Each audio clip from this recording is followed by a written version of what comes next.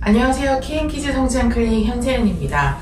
오늘 리뷰 영상은 기저귀를 주제로 준비해 보았는데요. 아기들 기저귀가 아무래도 하루도 빠짐없이 피부에 접촉해 있고 한번 쓰게 되면은 보통 그래도 수년 사용하게 되다 보니 가끔 기저귀가 어떤 것이 좋고 안전한지 문의하시는 보호자분들이 계세요. 그래서 오늘은 시판되는 여러 기저귀들 중에서 추천할 만한 것들, 그리고 어떤 것을 기준으로 골라야 되는지 리뷰를 해보도록 하겠습니다. 자, 일단 기저귀를 보면은 고려해야 될 것이 한 3가지. 일단 안감인데, 안감이 피부와 직접 닿는 그 접촉면을 말하는 거예요.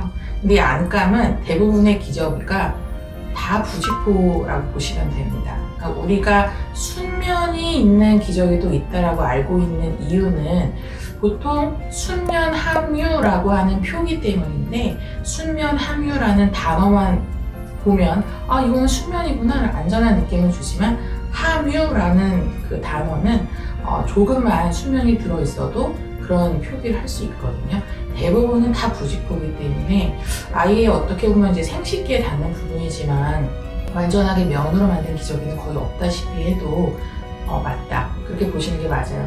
그렇지만 부직포 자체가 뭐 너무 위험하거나 그런 물질이 아니기 때문에 그 부분에 대해서는 어떻게 보면 마음을 좀 비우어야 될 것 같고요. 너무 걱정하지 않으셔도 됩니다. 그런데 그 많은 기저귀 중에서 안감이 순면 100%, 그것도 유기농 코튼 100%인 제품이 있어요. 그래서 그거를 오늘 소개해 드리려고 하고, 두 번째는 흡수층인데요. 정확히는 SAP라고 해서 Super Absorbent Polymer의 약자로 SAP라고 기재가 되어 있는데, 이 SAP가 없는 기저귀는 사실 없죠. 왜냐하면 성인 여성이 쓰고 있는 생리대의 경우 이 SAP가 어쨌든 화학물질이고 미세 플라스틱이잖아요. 그러니까 이것이 없이 굉장히 몸에 안전한 어떤 천연 생리대를 표방하는 제품들 보면 그래도 SAP 없는 제품들이 생리대 중에 좀 있거든요. 그런데 기저귀에는 그런 제품이 없습니다. 왜냐하면 생리대와 다른 점이 분명히 있죠. 기저귀는 아이들 소변 양이 어마어마하기 때문이에요. 다량의 소변이 나왔을 때 나오는 즉시 바로 흡수하지 않으면 그렇죠, 대참사가 일어날 수 있기 때문에 그 아이한테 천연 펄프만으로 그런 것을 흡수를 기대하기는 무리가 있는 거죠.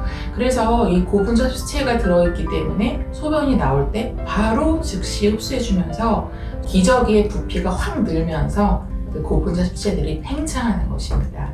근데 이 부분에 대해서는 사실 안전한 SAP는 없다고 보시는 게 맞을 것 같아요. 가끔 수입 제품 중에서 저독성 흡수체, 무독성 SAP 이렇게 홍보하는 애도 있지만 사실 그거 자체가 말이 잘 안 되는 거죠. SAP 자체가 어쨌든 이미 알려진 명백한 화학물질이기 때문에 독성이 낮다, 덜하다 이거를 가늠할 수 있는 어떤 구체적이고 객관적인 지표도 사실 없거든요.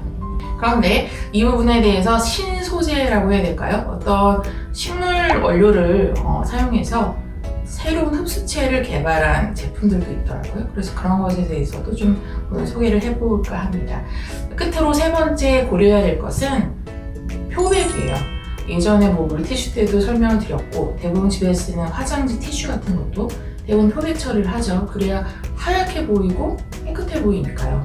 근데 이제 그 표백 처리를 하는 과정에서 보통 염소 표백을 하게 되는데, 이것이 이제 유독성 물질을 생성하게 되기 때문에 안 좋다는 것이 많이들 알고 있는 상식일 것입니다. 근데 염소 표백 자체를 안 한 그냥 무표백이면 아주 좋고요. 또는 표백 처리했는데 무염소 표백이면 안전하다 이렇게 보시는 게 맞아요. 그런데 대부분 기저귀들이 무염소 표백이라고 다 써 있어요. 그러면 다 안전한 것인가? 보통 무염소 표백이 정확히 2개로 또 나뉘거든요. 그러니까 완전 무염소 표백이냐를 보는 게 중요합니다. 그러니까 totally chloride free, TCF라고 반드시 표기가 돼 있어요. 왜냐면 완전 무염소 표백하는 데는 어쨌든 더 복잡하고 비용이 드는 공정이기 때문에 그런 표기를 안 할 리가 없거든요. 따라서 대부분이 그냥 무염소 표백이라고 기재된 것은 어떻게 보면 그냥 불완전 염소 표백이라고 보면 될 것이고, 불완전 염소 표백은 아무래도 유해 물질이 잔존할 가능성이 있습니다. 그래서 오늘 기저귀를 보면서 이 세 가지 중점적으로 다뤄보고 그 중에서 추천할 만한 기저귀들을 소개해드리도록 할게요.